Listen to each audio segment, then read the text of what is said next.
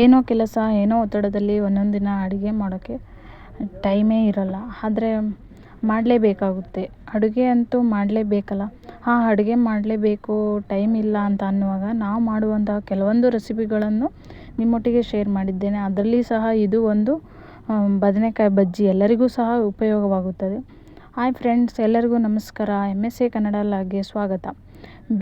ಬಿಸಿ ಅನ್ನಕ್ಕೆ, ಮುದ್ದೆಗೆ ಸುಲಭವಾಗಿ ಅಡುಗೆ ಗೊತ್ತಿಲ್ಲದೇ ಇರೋರು ಸಹ ಮಾಡುವಂತಹ ಬದನೆಕಾಯಿ ಬಜ್ಜಿ ನಮ್ಮನೇಲಿ ನಾವು ಹೇಗೆ ಮಾಡ್ತೀವಿ ಅಂತ ನೋಡೋಣ ಬನ್ನಿ.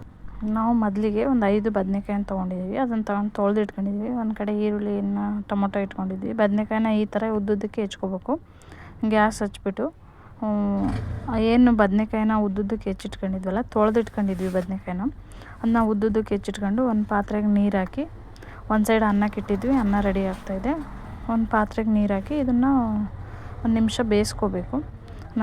ಅದು ಬೇಯೋ ಅಷ್ಟೊತ್ತಿಗೆ ಖಾರಕ್ಕೆ ರೆಡಿ ಮಾಡ್ಕೊತಾ ಇದ್ವಿ. ಖಾರಕ್ಕೆ ಏನೇನು ಬೇಕು ಅಂದರೆ ಸ್ವಲ್ಪ ಶೇಂಗಾ ಬೀಜ, ಕಡಲೆ, ಹುಚ್ಚೆಳ್ಳು, ಶೇಂಗಾನ ಹುರ್ಕೋಬೇಕು. ಅದು ಹುರಿದ್ಮೇಲೆ ಒಂದು ಪಾತ್ರೆಗೆ ತಗೊಂಡು ಅದು ನೀಟಾಗಿ ಹುರಿಬೇಕು. ಗರಿ ಅನ್ನೋ ಥರ ಹುರ್ಕೋಬೇಕು. ಹುರ್ಕೊಂಡು ಒಂದು ಪಾತ್ರೆಗೆ ಅದನ್ನು ಶೇಂಗಾ ತಗೊಂಡ್ಮೇಲೆ ಏನು ಹುಚ್ಚೆಳ್ಳು ತೆಗೆದಿಟ್ಕೊಂಡಿದ್ವಲ್ಲ, ಹುಚ್ಚೆಳ್ಳು ಹಾಕ್ಕೋಬೇಕು. ಶೇಂಗಾನ ಒಂದು ಹಿಡಿಯೋಷ್ಟಾದರೆ ಸಾಕು. ಸ್ವಲ್ಪ ಹುಚ್ಚೆಳ್ಳು ಅಷ್ಟೇ, ಸ್ವಲ್ಪ ಆದರೆ ಸಾಕು. ಕಡಲೆ ಒಂದು ಹಿಡಿಯೋಷ್ಟು ಹಾಕ್ಕೋಬೇಕು. ಕಡಲೆಯನ್ನು ಹುರಿಯೋ ಅವಶ್ಯಕತೆ ಇರೋಲ್ಲ. ನಂತರ ಈರುಳ್ಳಿನ ಹುರ್ಕೋಬೇಕು. ಈರುಳ್ಳಿನ ಅಷ್ಟೇ ಚೆನ್ನಾಗಿ ಹುರಿಬೇಕು. ಅದು ಈರುಳ್ಳಿ ಹುರಿದ್ಮೇಲೆ ಅದಕ್ಕೆ ಸ್ವಲ್ಪ ಶುಂಠಿ, ಒಂದು ಟೊಮೊಟೊ ಹೆಚ್ಚಿಟ್ಕೊಂಡಿದ್ವಿ. ದಪ್ಪ ಸೈಜ್ 1 ಟೊಮೊಟೊನ ಹೆಚ್ಚಿಟ್ಕೊಂಡಿದ್ವಿ. ಅದನ್ನೂ ಈರುಳ್ಳಿ ಜೊತೆ ಮಿಕ್ಸ್ ಮಾಡಿ, ಏನು ಶುಂಠಿ ಈರುಳ್ಳಿ ಹುರ್ಕೊಂಡಿದ್ವಲ್ಲ ಅದ್ರ ಜೊತೆಗೆ ಈ ಟೊಮೊಟೊನ ಹಾಕಿ ಹುರ್ಕೋಬೇಕು. ಕಾಯನ್ನು ಹುರಿಯೋ ಅವಶ್ಯಕತೆ ಇರೋಲ್ಲ. ಕಾಯಿನ ಜಾರಿಗೆ ಹಾಕ್ಕೋಬೇಕು. ಶೇಂಗಾ, ಕಡಲೆ ಎಲ್ಲ ಹುರಿದಿದ್ದು ರೆಡಿ ಮಾಡ್ಕೊಂಡಿದ್ವಲ್ಲ ಆ ಜಾರಿಗೆ ಕಾಯಿ ಹಾಕ್ಕೋಬೇಕು. ನಂತರ ಈ ಹುರಿದಿಟ್ಟಿರೋದು ತಣ್ಣಗಾದ್ಮೇಲೆ, ಸ್ವಲ್ಪ ಬಿಸಿ ಇದ್ರೂ ನಡೆಯುತ್ತೆ, ತೀರಾ ತಣ್ಣಗೂ ಅಲ್ಲ. ನೋಡಿ ಫ್ರೆಂಡ್ಸ್, ಬದನೆಕಾಯಿನ ಈ ಥರ ಉಪ್ಪು ಹಾಕಿ ಬೇಯಿಸ್ಕೋಬೇಕು. ಸ್ವಲ್ಪ ಉಪ್ಪು, ಮೀಡಿಯಮ್ ಉಪ್ಪು ಹಾಕ್ಕೋಬೇಕು. ಉಪ್ಪು ಹಾಕೊಂಡು ಬೇಯಿಸ್ಕೊಂಡ್ಮೇಲೆ ಅದರಲ್ಲಿ ಏನು ಬೇಯಿಸಿರ್ತೀವಲ್ಲ ಆ ನೀರನ್ನ ಯೂಸ್ ಮಾಡೋಂಗಿಲ್ಲ, ಆ ನೀರನ್ನ ತೆಗಿಬೇಕು.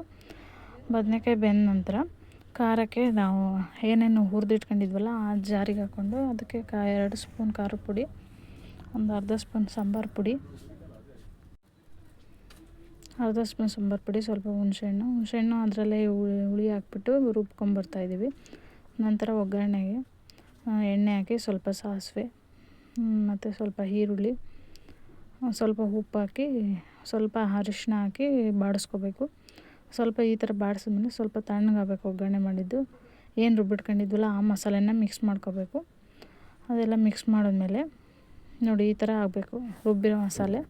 ಇದನ್ನು ಮಿಕ್ಸ್ ಮಾಡ್ಕೊಂಡ್ಮೇಲೆ ಸ್ವಲ್ಪ ನೀರು ಏನು ಖಾರ ರುಬ್ಬಿಟ್ಕೊಂಡಿದ್ವಲ್ಲ ಇದನ್ನು ಮಿಕ್ಸ್ ಮಾಡ್ಕೊಂಡ್ಮೇಲೆ ಸ್ವಲ್ಪ ನೀರು ಹಾಕ್ಕೊಂಡು ನಂತರ ಒಂದು ಸಲ ಮಿಕ್ಸ್ ಮಾಡ್ಕೋಬೇಕು. ಆಮೇಲೆ ಒಂದು ಸೈಡು ಏನು ಬದನೆಕಾಯಿ ಹೆಚ್ಚಿ ಬೇಯಿಸಿಟ್ಕೊಂಡಿದ್ವಲ್ಲ, ನೀರು ತೆಗೆದಿಟ್ಕೊಂಡಿದ್ವಲ್ಲ, ಬೇಯಿಸಿದ ನೀರೆಲ್ಲ ತೆಗೆದಿಟ್ಕೊಂಡಿದ್ವಲ್ಲ ಆ ಬದನೆಕಾಯಿನ ಈ ಖಾರ ರುಬ್ಬಿದ್ದು ಹಾಕ್ಕೊಂಡಿದ್ವಲ್ಲ ಅದಕ್ಕೆ ಮಿಕ್ಸ್ ಮಾಡ್ಕೋಬೇಕು. ಅದು ಮಿಕ್ಸ್ ಮಾಡಿದ್ಮೇಲೆ ಅದಕ್ಕೆ ಸ್ವಲ್ಪ ಹುಳಿ ಬೇಕು ಅಂದರೆ ಇನ್ನೂ ಸ್ವಲ್ಪ ಹುಳಿ ಬೇಕಾಗುತ್ತೆ. ಅದಕ್ಕೆ ಸ್ವಲ್ಪ ರುಬ್ಲಿಕ್ಕೆ ಒಂದು ಸ್ವಲ್ಪ ಹಾಕಿದ್ವಿ, ಇದಕ್ಕೂ ಸ್ವಲ್ಪ ಹುಳಿ ಬೇಕಾಗುತ್ತೆ. ಈ ಬದನೆಕಾಯಿ ಎಲ್ಲ ಹಾಕಿ ರೆಡಿ ಮಾಡಿದ್ಮೇಲೆ ಈ ಸಾಂಬಾರನ್ನ ಕುದಿಸಿ ತಿನ್ನಬಾರ್ದು, ಯಾಕಂದರೆ ಇದು ಬಜ್ಜಿ ಅಲ್ವಾ. ಬಜ್ಜಿನ ಕುದಿಸಿ ತಿಂದರೆ ಟೇಸ್ಟ್ ಇರೋಲ್ಲ. ಈ ವಿಡಿಯೋ ಇಷ್ಟ ಆದಲ್ಲಿ ಲೈಕ್ ಮಾಡಿ, ಶೇರ್ ಮಾಡಿ.